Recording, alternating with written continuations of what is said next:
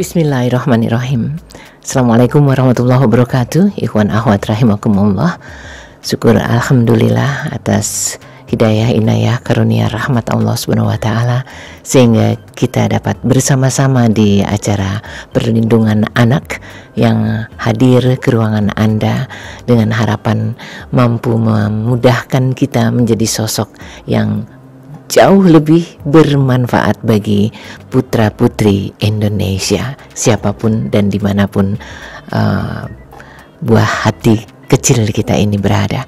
Dan tidak lupa tentu saja salam selawat kita lantunkan untuk junjungan umat kekasih kita Muhammad Rasulullah SAW. Mudah-mudahan kelak kita dipertemukan dengan beliau di saat-saat yang sangat kita rindukan di yaumil akhir. Ikhwan akhwat rahimakumullah, hari ini seperti biasa narasumber perlindungan anak sudah hadir, Bapak yang sudah Anda kenal dengan baik, Bapak Hamid Patilima sudah ada di sini. Assalamualaikum warahmatullahi wabarakatuh. Waalaikumsalam. Apa kabar Bunda? Alhamdulillah wa syukurillah. Dikau juga sehat, amin ya. Dan hari ini bicara tentang pertahanan dasar, perlindungan untuk anak-anak kita. Persisnya terkait dengan ini apa nih bahasan kita? Insyaallah hari ini kita akan membahas bagaimana ketahanan anak, sebagaimana yang kita bahas akhir Desember lalu itu. Ada 6 strategi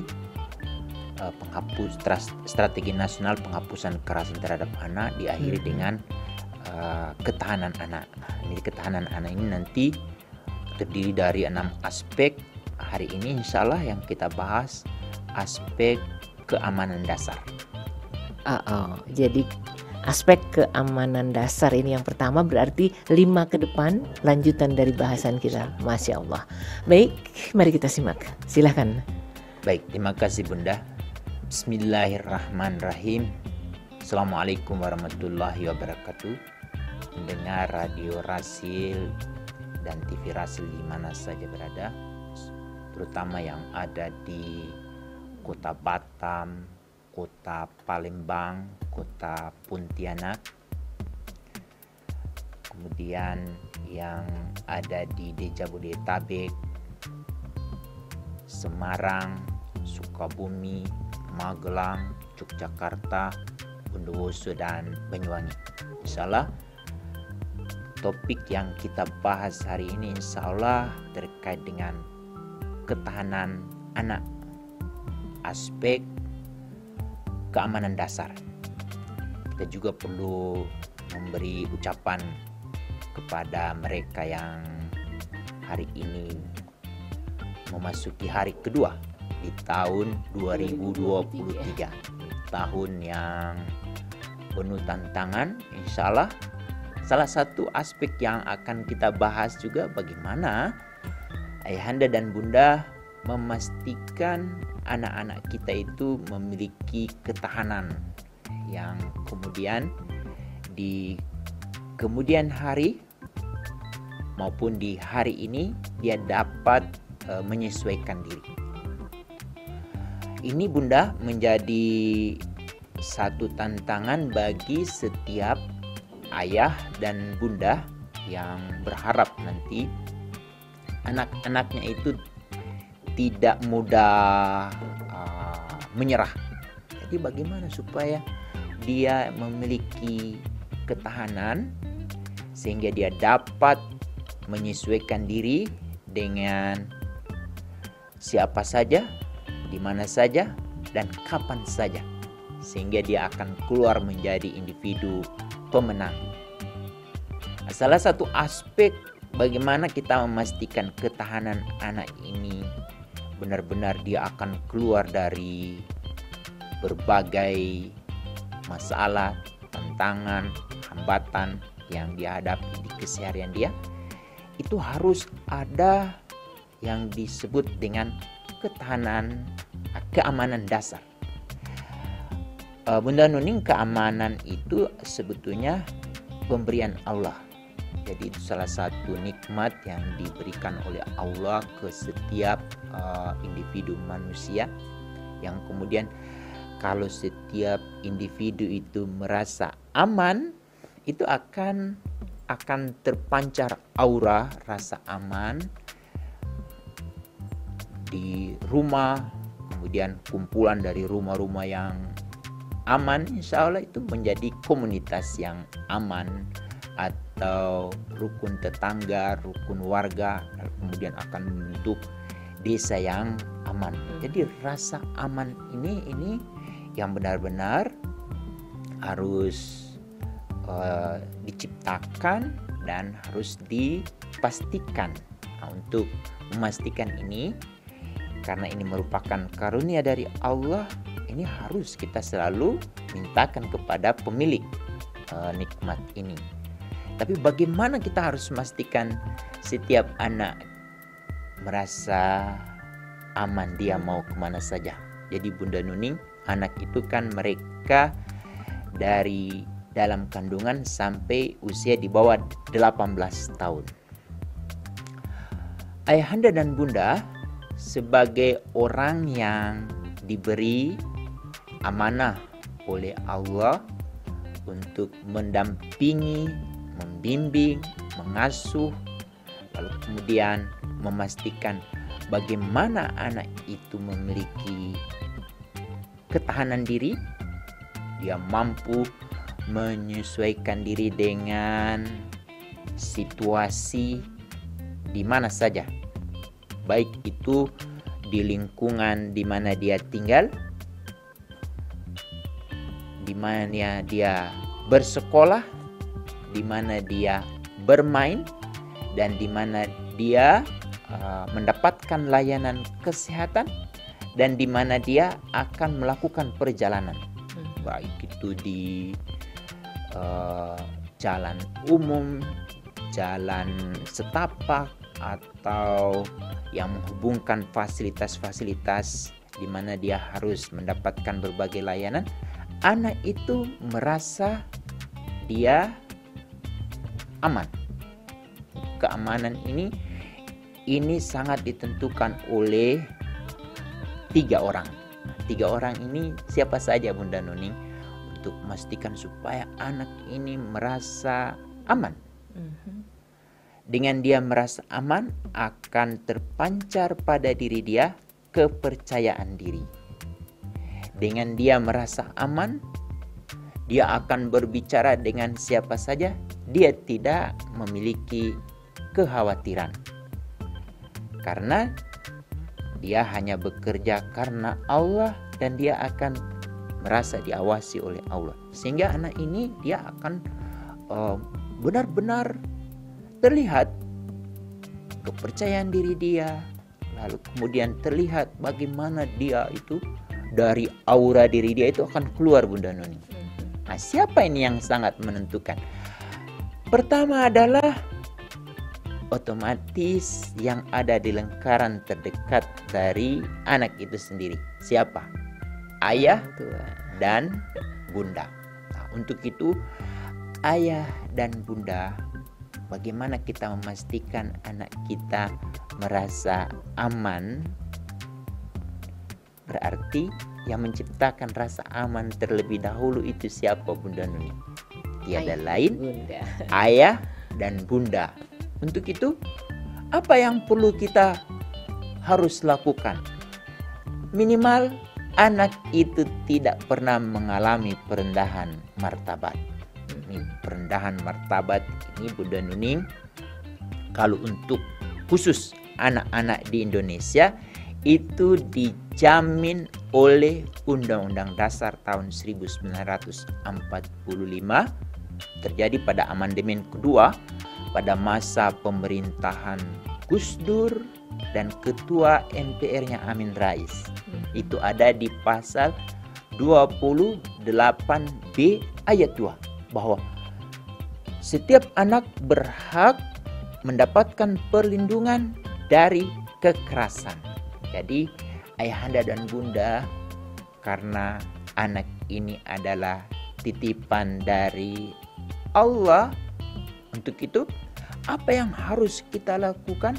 Kita harus pastikan anak itu merasa aman tinggal berada di rumah kita tiada lain, setiap detik, setiap menit, setiap jam, sampai dari bangun sampai tidur, anak itu tidak pernah mengalami perendahan martabat dari ayah dan bundanya. Jadi mulai dihitung-hitung Bunda Nuning, dari bangun sampai tidur, berapa kali ayah dan berapa kali bunda itu menciptakan suasana di mana anaknya itu tidak pernah mengalami kekerasan. Berkata saja kepada anak itu tidak boleh. Kenapa? Karena anak sudah merasa direndahkan. Anak sudah merasa mengalami kekerasan, terutama dari kekerasan bentuk psikis. Berkata saja Bunda Nuning. Bayangkan itu kalau anak-anak kita sejak dari bangun sampai tidur kembali, dia tidak pernah mendapatkan ucapan itu, baik itu dari bundanya maupun dari ayahnya.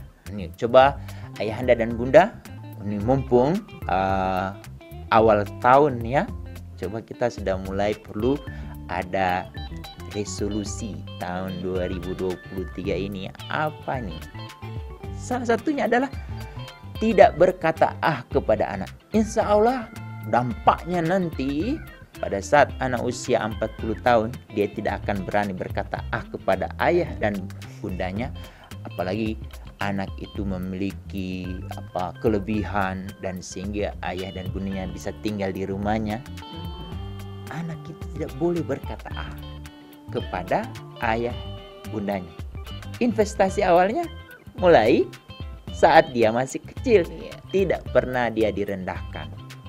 Itu yang menjadi hal penting untuk kita harus pastikan ayahanda dan bunda. Mulut kita tidak mudah berkata-kata perendahan. Lalu yang kedua, tangan kita tidak mudah melakukan kekerasan. Ini menjadi poin penting sehingga anak kita tidak mengalami perendahan martabat melalui bentuk fisik. Kemudian anak otomatis tidak mendapatkan kekerasan seksual. Dia tidak mengalami hal tersebut dari rumahnya. Ini harus kita pastikan. Bagaimana kita harus memastikan ini? Tiada lain, ayah dan bunda harus perlu mempersiapkan anak-anak kita, terutama Bunda Nuning, anak-anak yang di range usia 13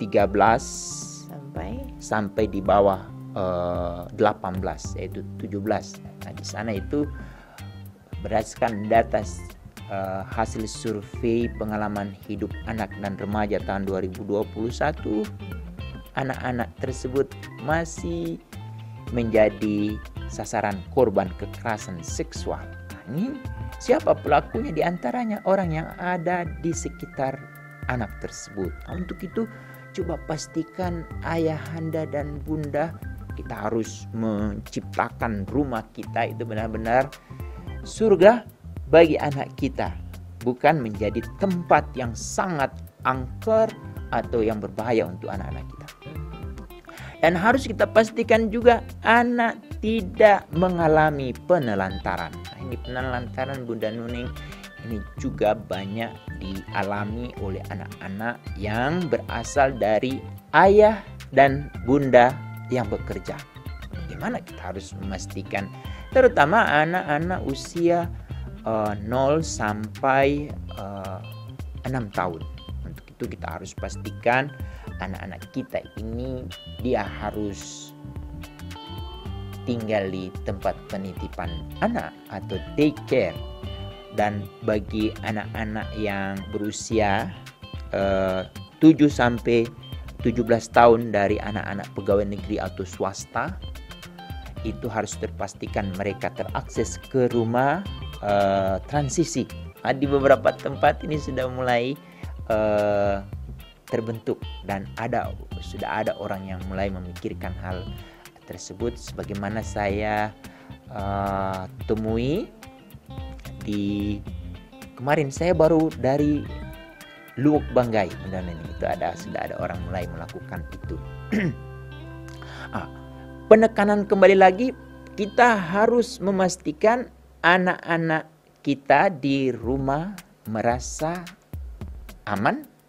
Pertama yang harus kita pastikan, dia terhindar dari kekerasan.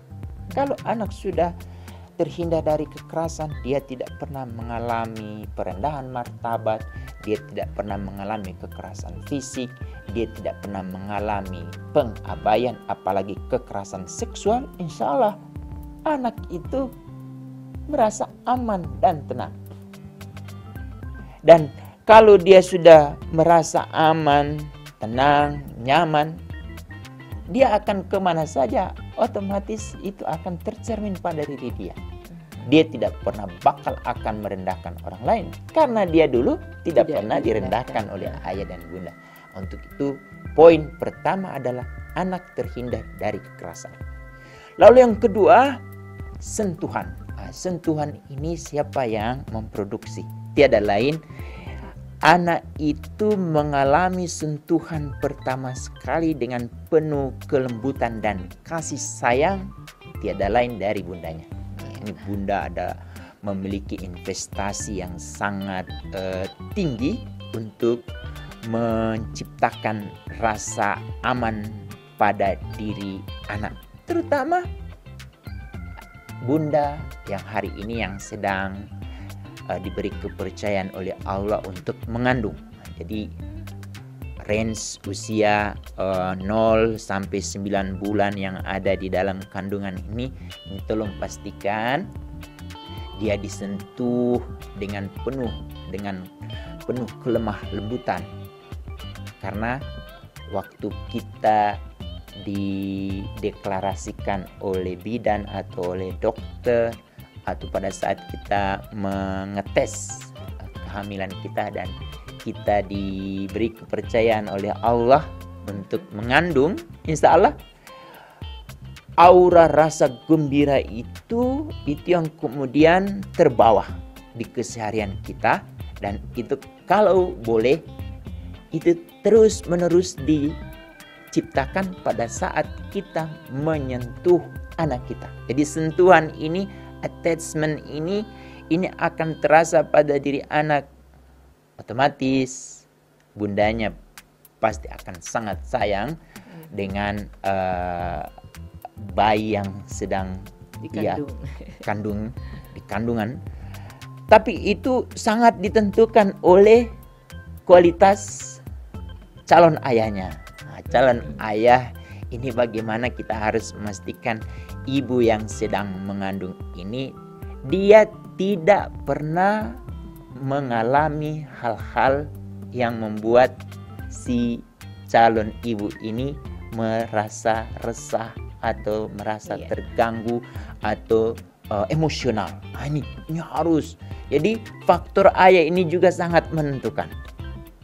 Tidak cukup hanya mengandalkan pemberian uang yang banyak, tidak cukup. Tapi bagaimana kita menciptakan suasana rumah yang benar-benar nyaman untuk si anak, sehingga kalau calon bunda ini yang sedang mengandung anak dari calon ayah, insya Allah dia akan merasakan anak itu di dalam, ya Bunda Nuni.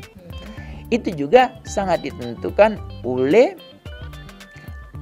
anggota-anggota keluarga lain yang tinggal di rumah. Misalnya mungkin calon nenek atau calon kakek atau calon bibi atau calon paman yang kebetulan masih satu rumah dengan calon keluarga baru ini. Dan apalagi yang akan hadir ini adalah cucu pertama ataupun cucu yang berikutnya. Ini suasananya harus diciptakan karena kita akan menyambut seorang anak yang akan merubah status orang-orang yang ada di rumah itu. Yang tadi calon akan memiliki status. Ini bagaimana kita harus menciptakan ruang seperti ini. Ini apakah harus ada anggaran untuk menciptakan rasa aman ini? Tidak perlu, tetapi ini memang butuh pengetahuan, butuh keterampilan. Tapi yang paling utama adalah sikap non-diskriminasi, sikap kepentingan terbaik bagi anak ini yang harus menjadi pilihan yang harus kita ambil dan harus kita praktikkan dalam kehidupan sehari-hari. Jadi sentuhan ini memang harus tercipta, terbangun saat anak masih dalam kandungan. Kemudian pada saat dia sudah lahir ke dunia sampai usia 18 tahun, semakin tinggi usia anak itu, sentuhan kepada anak itu semakin rendah. Berarti sentuhannya dari dalam kandungan, dari hari pertama di dunia sampai usia 8 tahun, itu 80% Bunda Nuning akan tercipta pada diri anak itu rasa aman. Dan orang-orang yang akan mewujudkan itu tiada lain adalah ayah, bunda, dan anggota keluarga lain. Bagaimana ini? Apakah sudah siap, terutama para calon-calon ayah dan calon bunda di rumah yang mendengarkan siaran hari ini? Proses yang kedua ini adalah sentuhan. Sentuhan ini memang benar-benar sentuhan yang emosional dalam rangka anak itu merasa dia dihargai, merasa dia dihormati, dan benar-benar martabat dia ditinggikan. Nah, ini menjadi poin penting sekali. Itu yang kedua. Yang ketiga, Bunda Nuning, peran dari orang-orang yang ada di sekitar anak yang ada di rumah, terutama ayahanda dan bunda, adalah bagaimana anak itu dia dipercaya. Yang mempercayai siapa, Bunda Nuning? Kepercayaan diri anak itu akan terbentuk dari kepercayaan orang-orang yang ada di sekitarnya. Untuk itu, ayahanda dan bunda, berilah kepercayaan kepada anak kita 100%. Tidak boleh tawar. Boleh nggak, Pak? Kita kurangin 0,1% aja. Tidak boleh, harus 100%. Untuk percaya kepada anak kita 100%, berarti ayahanda dan bunda itu benar-benar harus mempraktikannya. Karena dengan kita mempercaya anak itu 100%, insya Allah anak merasa aman, dia merasa nyaman, dan dia merasa tenang. Dengan begitu akan terbangun pada diri dia juga akan mempercayai kita. Dia akan mempercayai bahwa si anak itu pada saat dia tidur, dia aman karena dijaga oleh ayahnya. Dia dijaga oleh bundanya. Dan dia dijaga oleh orang-orang yang ada di rumahnya. Dengan begitu, hidupnya akan tenang. Kalau dia sudah tenang, mau memikirkan segala sesuatu terkait dengan apapun, dia tidak khawatir. Jadi kepercayaan ini menjadi sangat penting. Lalu yang terakhir, yang keempat, supaya anak ini merasa dia memiliki keamanan dasar, yang terakhir adalah kita harus memenuhi hak anak. Yang paling utama adalah mendengar suara dia. Suara anak ini tergantung kondisi anak, baik anak abilitas maupun anak disabilitas, itu adalah sama-sama. Tinggal wadah mana yang akan dia gunakan, apakah melalui mulut atau melalui tangan dia. Ayahanda dan bunda, bagaimana kita berbicara dengan anak kita, dan bagaimana kita mengharapkan apa yang keluar dari mulut anak kita itu benar-benar membuat dia merasa aman, dia merasa nyaman bahwa apa saja yang keluar dari mulut anak kita atau dari tangan anak kita itu kita pahami. Dan begitu juga apa yang kita sampaikan kepada anak kita merasa memahami. Ini, coba Bunda Nuni, kalau kita berbicara dengan anak dengan penuh kelemah lembutan, dengan senyum, lalu kemudian dengan pengharapan bahwa yang orang lawan bicara kita ini meyakini apa yang kita sampaikan itu adalah sesuatu yang penuh makna dan penuh kebenaran dan penuh kejujuran. Insya Allah itu akan terpancar pada diri anak. Dia akan melihat wajah kita, dia akan menatap kita, dan kemudian dia akan membalas dengan kata-kata, dengan kalimat yang penuh makna. Sehingga anak itu antara ayah, bunda, anggota keluarga lain yang ada di rumah, pada saat berbicara dengan anak itu, anak merasa nyaman. Kalau kenyamanan itu muncul, insya Allah berarti keamanan akan terwujud. Ini poin penting yang kita perlu upayakan. Apakah perlu anggaran gak itu Bunda Nuning untuk menciptakan rasa aman pada diri anak? Memang perlu anggaran, terutama untuk peningkatan kapasitas orang-orang yang ada di sekitar anak. Jadi untuk mewujudkan rasa aman itu memang investasinya bukan pada saat terjadi, tetapi sebelum calon-calon ayah ini menjadi ayah yang sesungguhnya. Jadi bukan saat punya anak baru mempersiapkan diri untuk itu. Berarti harus disiapkan sejak dari awal. Bila ada seorang laki-laki yang ingin menjadi seorang ayah, ada seorang perempuan yang ingin menjadi seorang bunda, itu harus mempersiapkan diri dengan melengkapi diri dengan pengetahuan yang banyak, lalu keterampilan dan otomatis sikap. Itu lingkungan pertama Bunda Nuni yang kita harus ciptakan, yaitu rumah. Insya Allah kalau setiap rumah berisi orang-orang yang memiliki pengetahuan ini otomatis kan dia akan tinggal di lingkungan masyarakat. Kebayang kalau setiap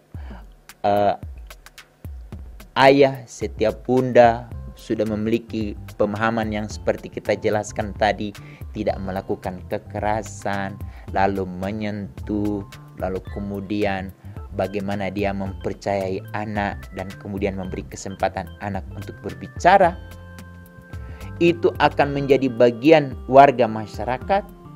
Insya Allah pada saat anak masuk ke lingkungan kedua,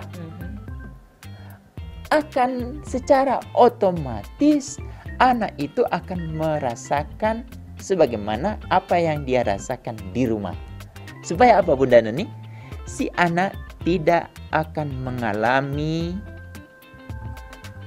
tantangan yang agak drastis. Karena situasi atau atmosfer yang ada di rumah itu juga tercipta di lingkungan masyarakat.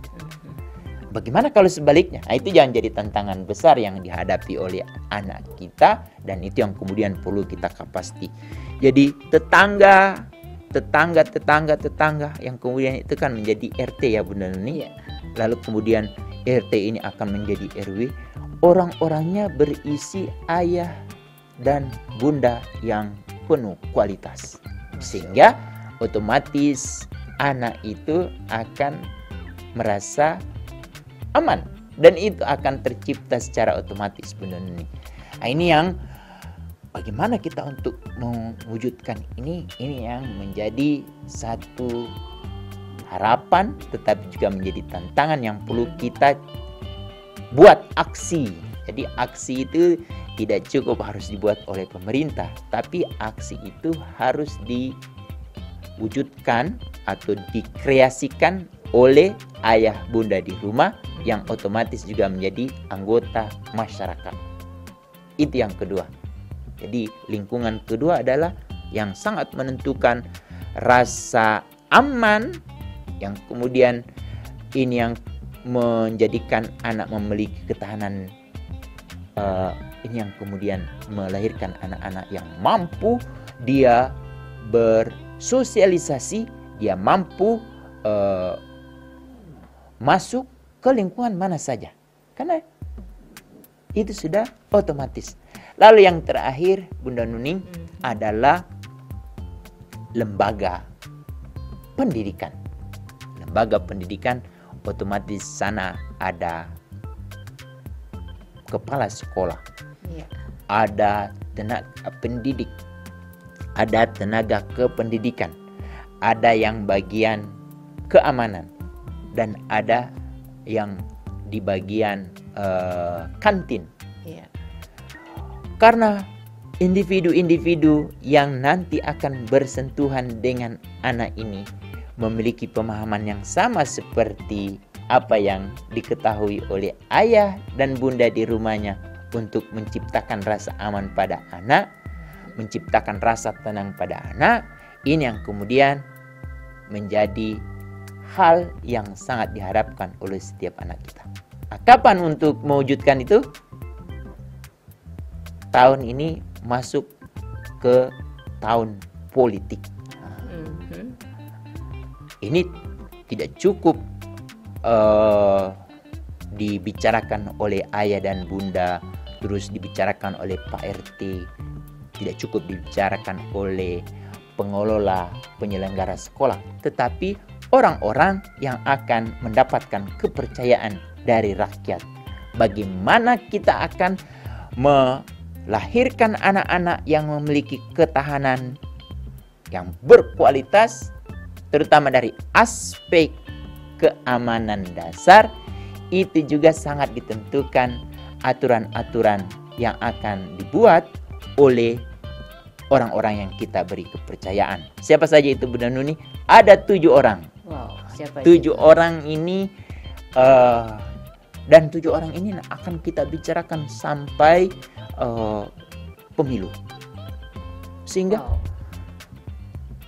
ayah, bunda, dan anggota keluarga yang memiliki hak suara itu sudah mulai memikirkan siapa saja orang-orang yang akan kita pilih.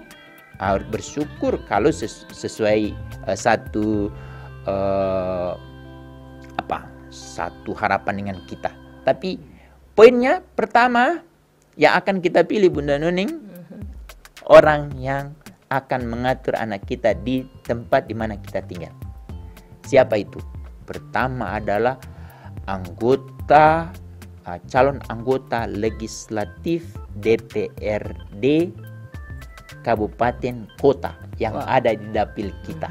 Nah, untuk itu kita harus pilih orang-orang yang kita percaya ini dengan mengajukan pertanyaan.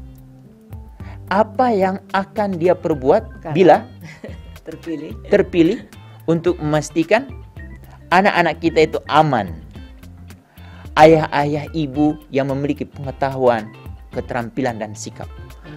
Kalau calon yang kita mau pilih itu meyakinkan jawabannya, kenapa kita tidak memberi kepercayaan kepada dia dibandingkan dengan orang yang kita tidak percaya tetapi dia menyogok kepada kita.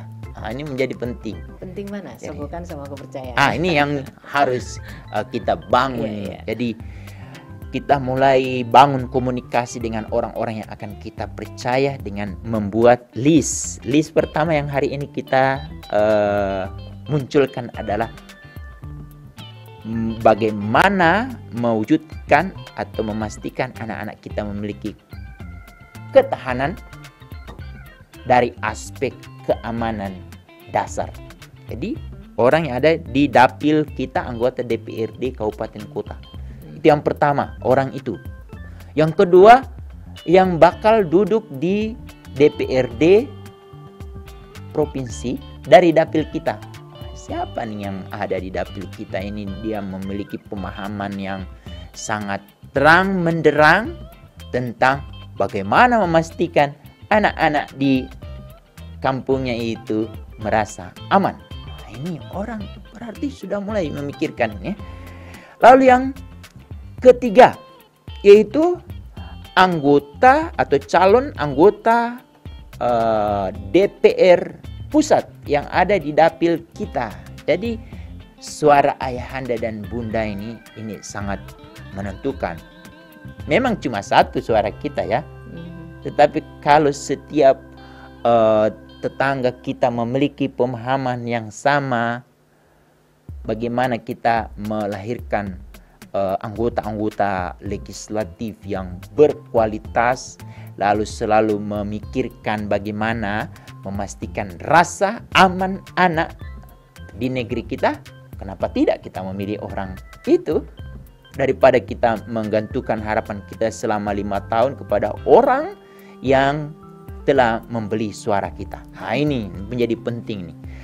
Lalu yang keempat Bunda Nuning, ini juga kadang-kadang kita tidak memperhatikan orang yang keempat ini. Padahal orang keempat ini para senator yang memiliki power juga Bunda Nuning untuk memastikan apa saja yang berhubungan dengan peraturan perundang-undangan yang disusun oleh DPR itu suara dia dipertimbangkan. Siapa itu? Adalah calon anggota DPD yang ada di provinsi kita. Itu ada banyak mereka itu. Tinggal kita pilih dari orang-orang itu mana orang yang kita yakini, lalu kita percaya yang akan memastikan produk-produk peraturan perundangan yang akan diterapkan di daerah kita atau di Indonesia, khususnya yang berhubungan untuk provinsi dan berhubungan dengan kabupaten kota. Kita pilih orang itu untuk memastikan rasa aman, nyaman untuk anak kita. Lalu yang kelima adalah bupati dan calon wali kota. Orang itu terpilih. Yang kelima. Yang keenam, gubernur.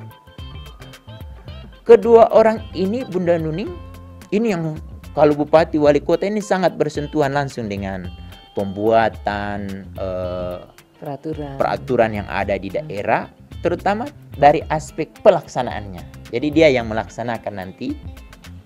Tadi yang memikirkan, yang membahas itu kan DPR bersama. Tapi bupati, wali kota ini nanti dan gubernur yang akan mengeksekusi itu semua. Lalu yang terakhir, yang ketujuh, orang ini adalah calon presiden.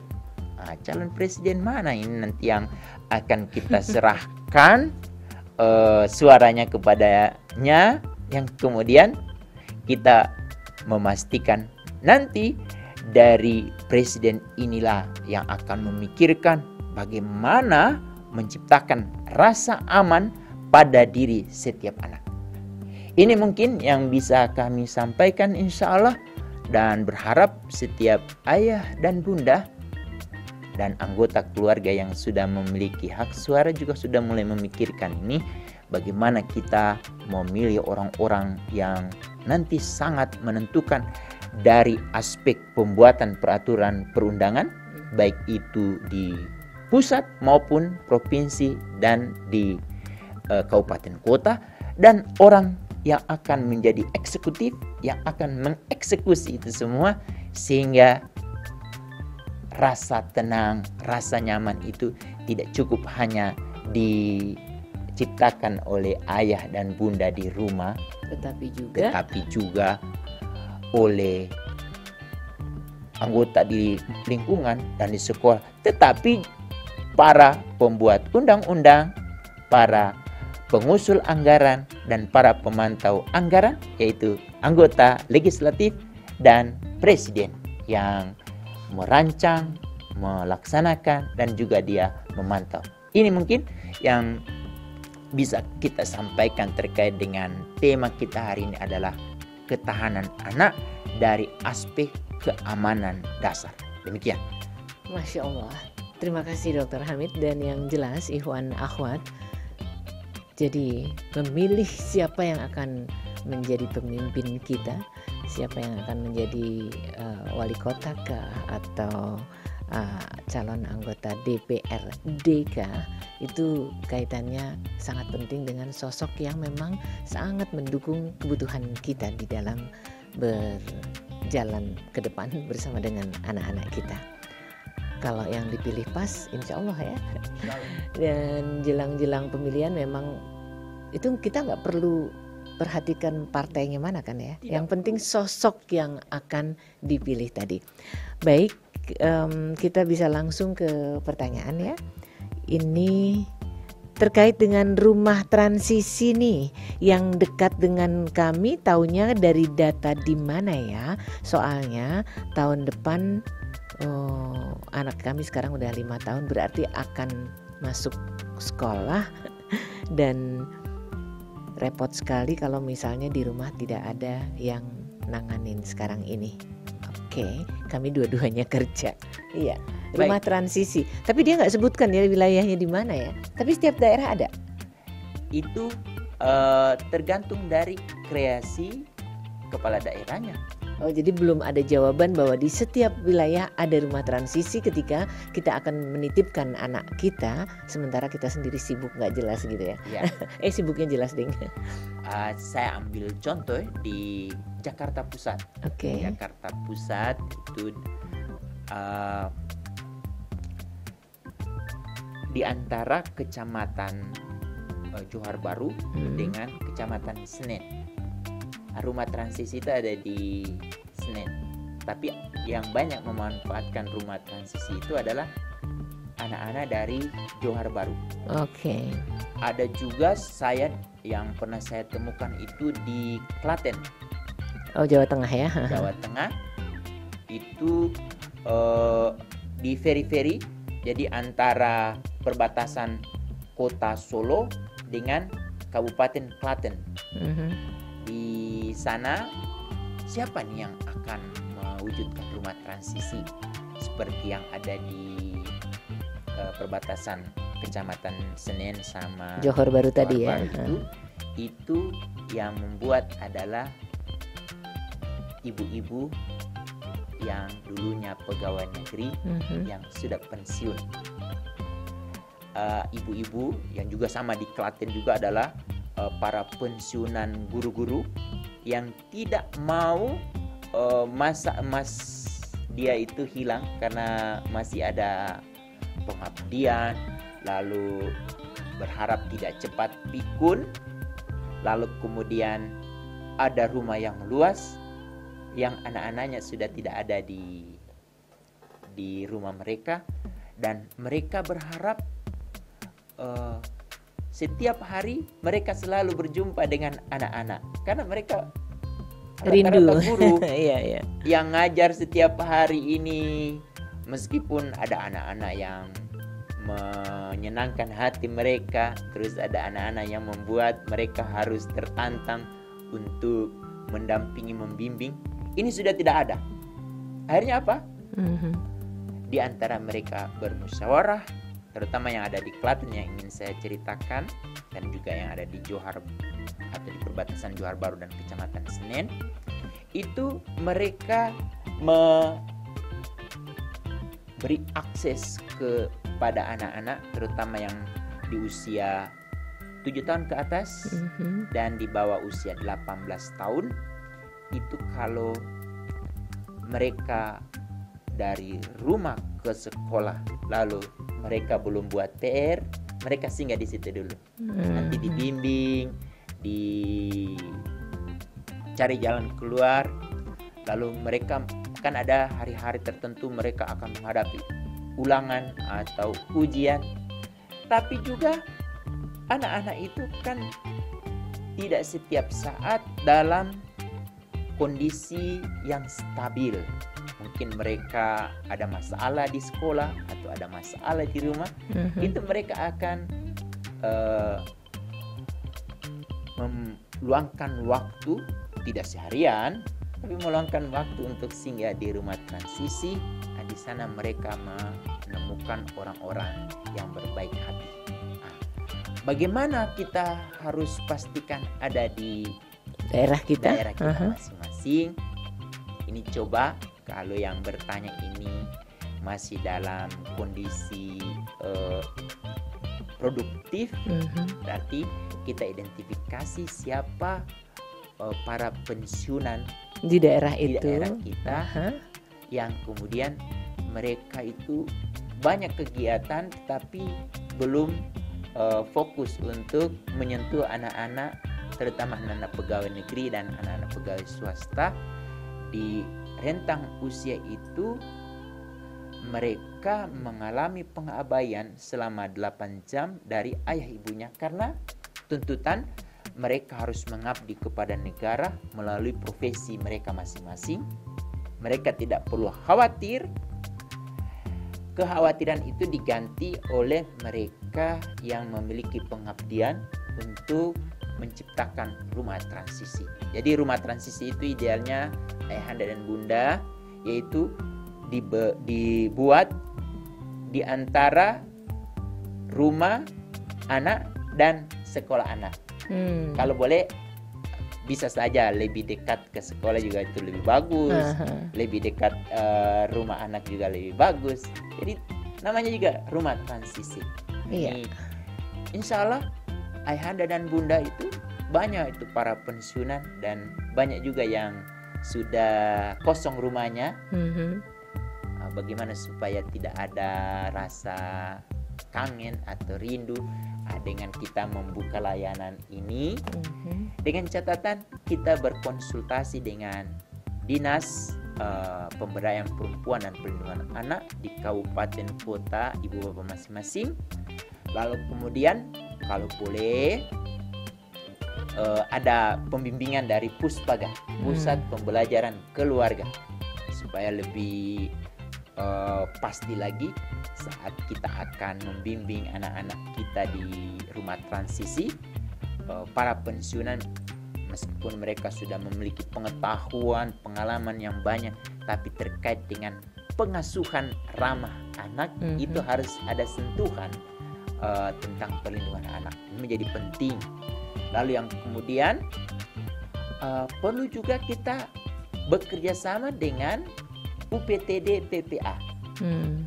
Bila pada suatu waktu di antara anak-anak itu ada yang mengalami kekerasan yang membuat mereka trauma, kekerasannya mungkin sudah lama, tetapi baru ketahuan sekarang.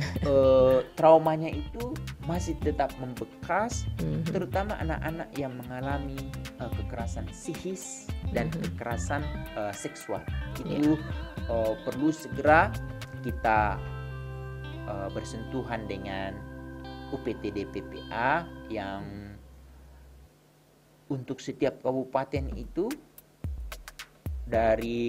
di tahun 2025 insya Allah ke depan itu harus sudah ada atas perintah Undang-Undang nomor 12 tahun 2022 tentang tindak pidana kekerasan seksual.